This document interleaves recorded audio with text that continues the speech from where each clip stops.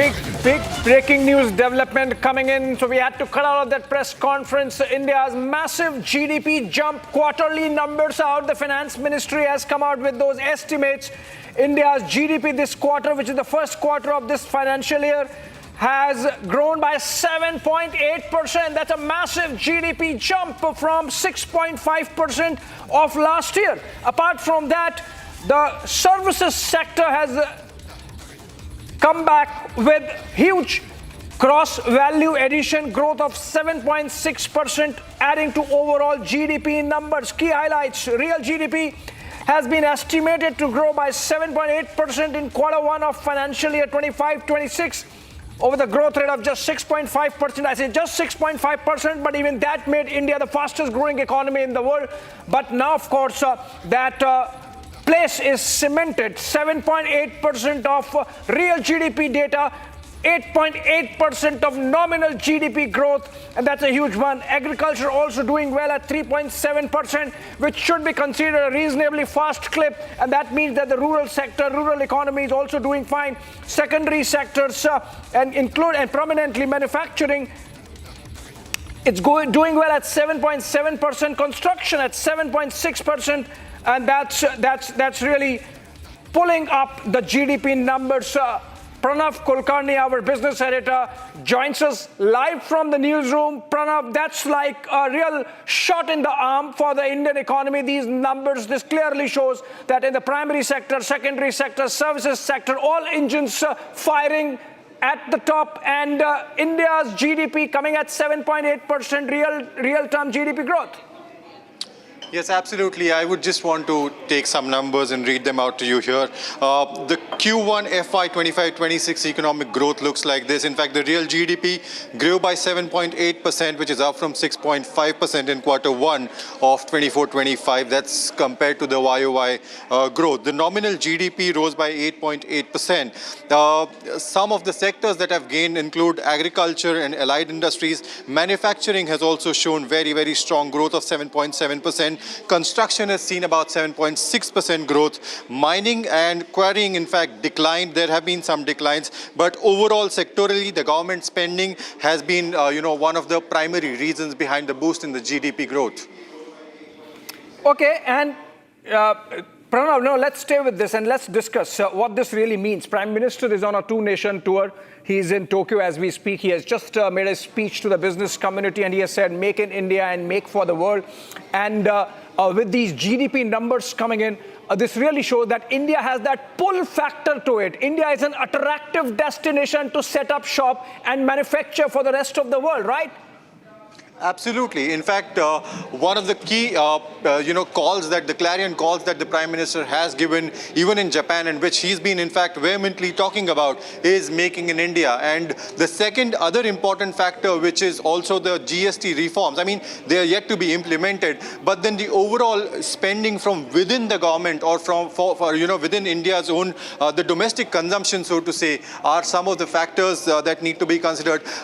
It also shows that the agriculture, which is another important sector which India has decided not to budge when it comes to Donald Trump's tariff talks. That's another sector that has shown growth. So yes, we are, pulling the right strings, and the government seems to be doing the right things to ensure that the GDP growth continues, that the domestic consumption boost continues despite global headwinds. Now, the fact is that just about a fortnight back, we had the Standard & Poor's upgrading India for the first time in 20 years. Perhaps they could read the tea leaves. They got it right. And this is more than what the industry was estimating, what the rating agencies were estimating. They were pegging, even the RBI was pegging our growth rate at 6.7%, 6.8%. This is 7.8%, and we are having a fantastic monsoon going on. It is generally believed that in India, the real finance minister is a good monsoon, and that seems to be happening. So going forward, you see that this 7.8% real GDP could translate into 8.8% real GDP instead of the nominal GDP that we have of 8.8%.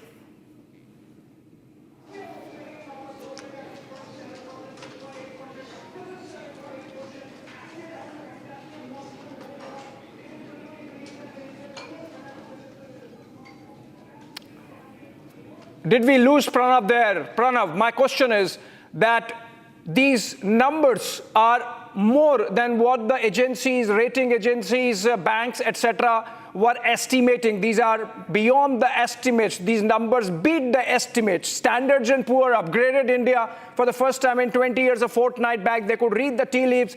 Pranav, if you are there, my question to you is, going forward, you think that this 7.8 real GDP can go up to 8.89% of real GDP growth?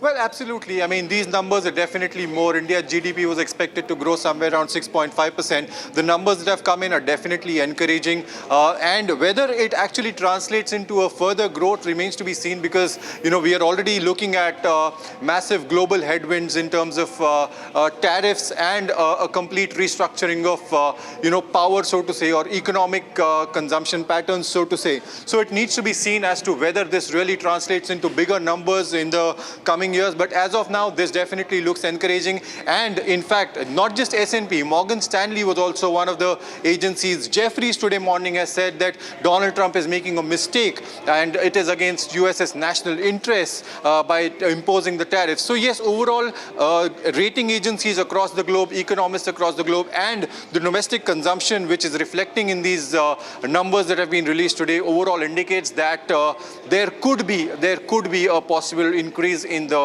GDP estimates beyond the numbers that have been projected so far. Okay, I want to stay with this. We are also getting live pictures, Pranav, of Prime Minister Modi with the Prime Minister Ishiba. I believe the MOU signing ceremony is taking place. But these numbers could have come at a more opportune time, more fantastic time there. Prime Minister there under the arc lights of world geopolitics, and India, China, Russia meeting to take place. Not a trilateral, but one-on-one between PM Modi and President Xi Jinping, and between PM Modi and President Putin tomorrow and day after in China. And we have these numbers. Prime Minister has just made a pitch for Make in India. And with Trump tariff tantrums really not working, it seems, because these numbers are proof that our spirits are not dampened. In fact, the animal spirits are ready to be unleashed. You think that going forward, this is going to strengthen the hands of Indian negotiators when they sit across with Trump's trade negotiating team?